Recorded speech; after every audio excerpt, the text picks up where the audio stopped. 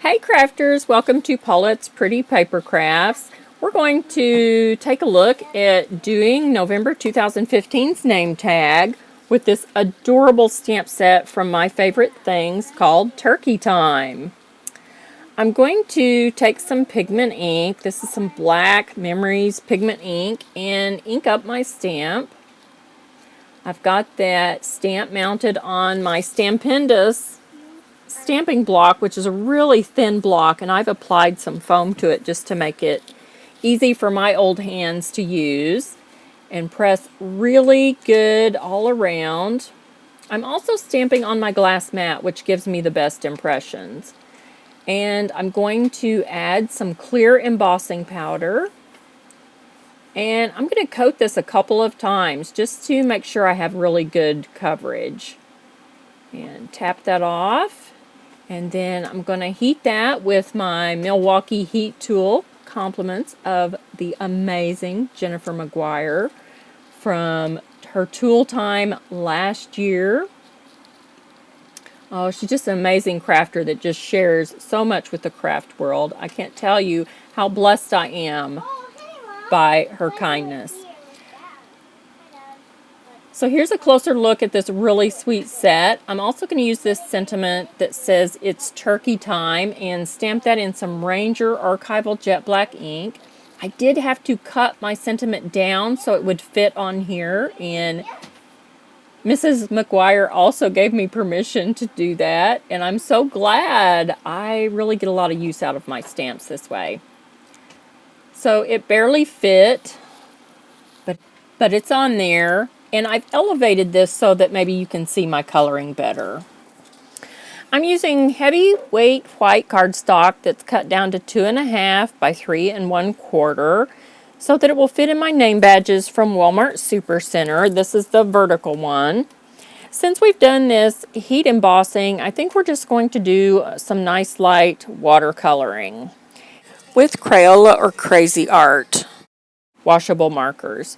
So I'm going to start with this very golden yellow on my turkey. I like to start with my highlight first.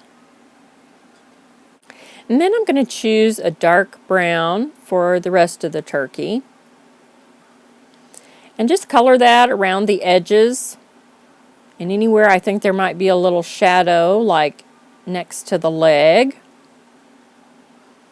And then I'm going to use the Tim Holtz water brush to blend that all together. Just pulling that dark color into the center and blending both the yellow and the brown together.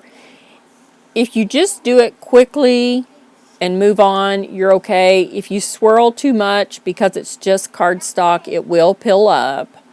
And if that happens, just let it dry, and then sometimes you can remove some of that pilling with your finger. Also, going to take any extra moisture and put it on my paper towel.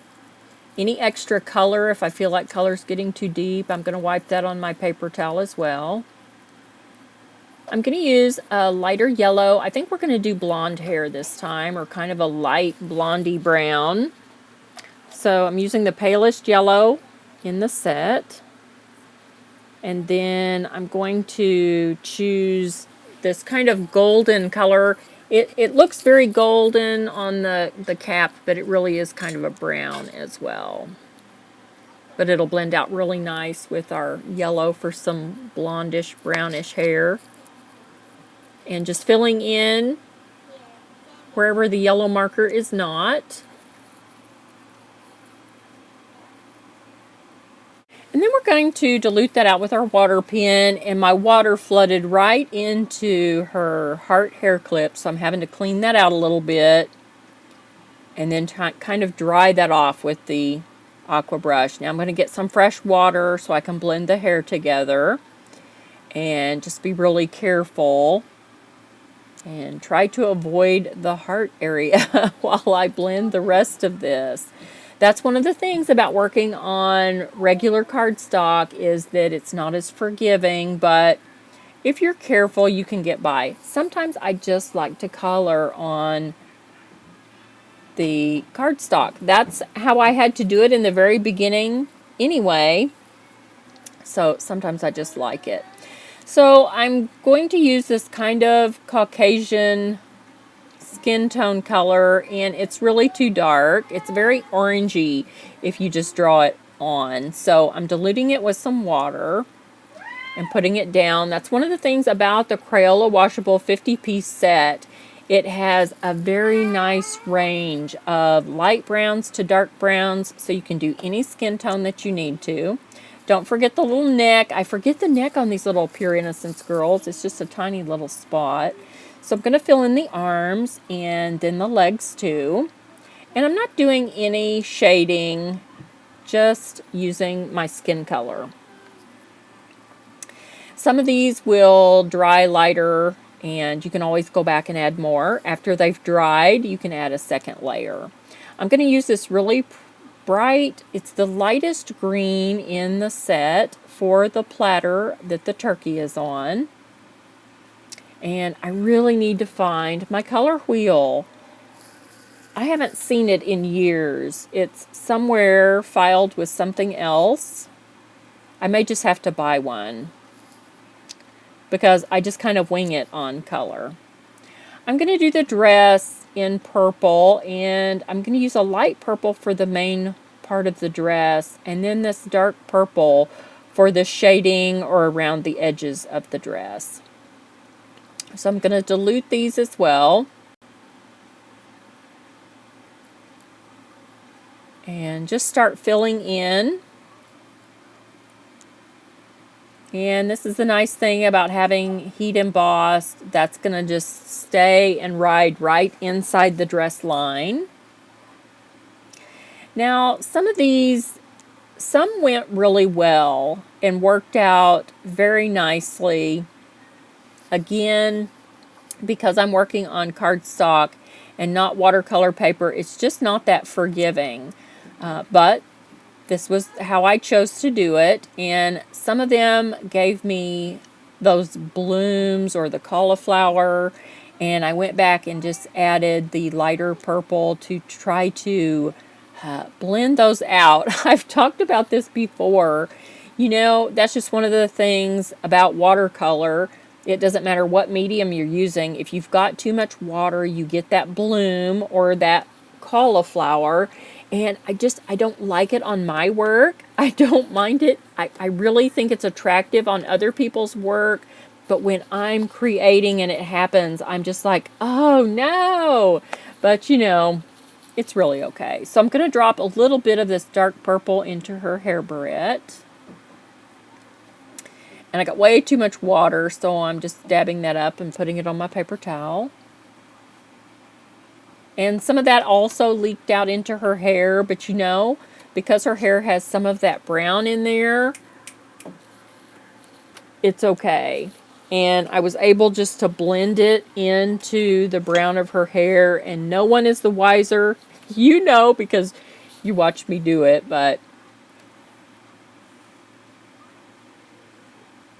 And I needed to add just a little bit more skin tone there to a little spot I missed.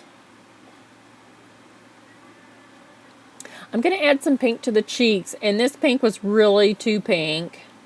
But that's one of the things, the pinks in the Crayola washable markers, there's a really pale one, but it's too pale. And I have a hard time remembering which one is a really good one. I need to just mark my marker with some painter's tape so I'll know. This probably would have been okay had I put the cheeks on the face first and then blended my skin tone on top of it. Then it would have washed the cheeks out a little bit. I ended up, when I was mass producing these, going back and diluting them with water, but then it diluted the faces, and then I ended up going back and adding more skin color. So just, that might be something to think about. And I'm going to take this fine point Sharpie marker and write November in 2015. In hindsight, I'm thinking I should have not put the 2015 on there. That really limits any extra name tags that I have, you know, not being able to use them for another year. I could always cut that off, you know, cut it up just above that, and that would be okay. I'm going to sponge some Stampin' Up! Pumpkin pie on these, and in order to do that, I'm going to round the corners. I did purchase the WeR Memorie Keepers corner chomper. I had a coupon and I got either 40 or 50% off of that. But this will make it much easier to sponge these little cards. I did discover that this corner chomper did cut 2 at a time really nicely. I tried 4. It didn't do 4 very well. I'm going to use some Stampin' Up! Pumpkin Pie. And I'm going to use my Tim Holtz distress tool here with a piece of felt attached to it. And I'm going to also do this on my glass mat so that I don't waste too much ink. I did cut the corners on the felt to make it a little more user-friendly. And I'm going to rub this into the tool before I even start. And that will help prevent any of those harsh lines. Using the glass mat also helps you kind of preserve your ink. I don't want to leave ink on a scratch piece of cardstock, so I want to use as much of it on my project as I can. I have to purchase my inks, and so I want to utilize them to the best of my ability. I hope that everyone who celebrates Thanksgiving had a great celebration with family and friends. I was really under the weather, and so again, I apologize for the tags being late. If you have any questions at all, be sure and let me know, and I will be along shortly with December's name tags. And just still blending.